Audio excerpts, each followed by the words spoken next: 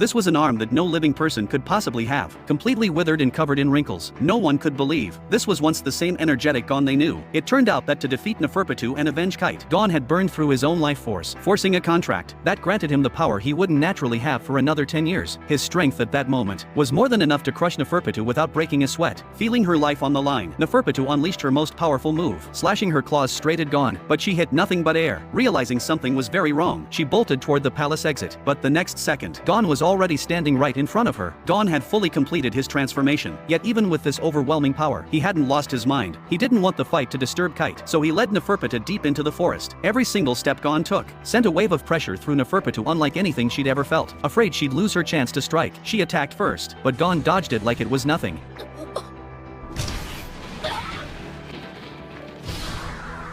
And that's when his counterattack began. The instant Neferpitou was about to hit the ground, Gon drove his fist straight into her and sent her flying into the sky. That single punch alone cost her 8 of her lives. But deep down, Neferpitou actually felt a wave of relief. She could sense that Gon's power was burning his life away. Once it was gone forever. That meant Gon would never be able to threaten the Ant King again. But she had seriously underestimated just how brutal this was going to get. The sound of Gon's fists echoed through the forest, punch after relentless punch. By the time Killua finally arrived, what he saw would haunt him for the rest of his life. Gon's fists were completely soaked in blood, and Neferpitou's body had been beaten beyond recognition. With one final blow, her life came to an end. Killua called out Gon's name. His heart clenched like something had a death grip on it. This was power that should have taken decades of grueling training to reach, yet Gon had gotten there like this. Killua knew exactly what kind of price his friend had paid. But then, the dead Neferpitou suddenly came back to life. In her final moments, she had turned her own body into a puppet, transforming herself into nothing but a killing machine. Killua tried to shove Gon out of the way, but he was a split second too late. Lost in his grief, Gon had his left arm torn clean off by Neferpitou, but he felt no pain. He just smiled and tried to comfort Killua. It seemed like only physical suffering could give Gon a break from the agony tearing him apart inside. In his heart, he believed he owed Kite this. Gon used every last bit of strength he had left and drove his severed arm straight into Neferpitou's chest. In that instant, every ounce of power remaining in his body surged into that detached limb. Killua wanted to stop him but couldn't even get close. He knew that this one attack would drain every last drop of Gon's life force.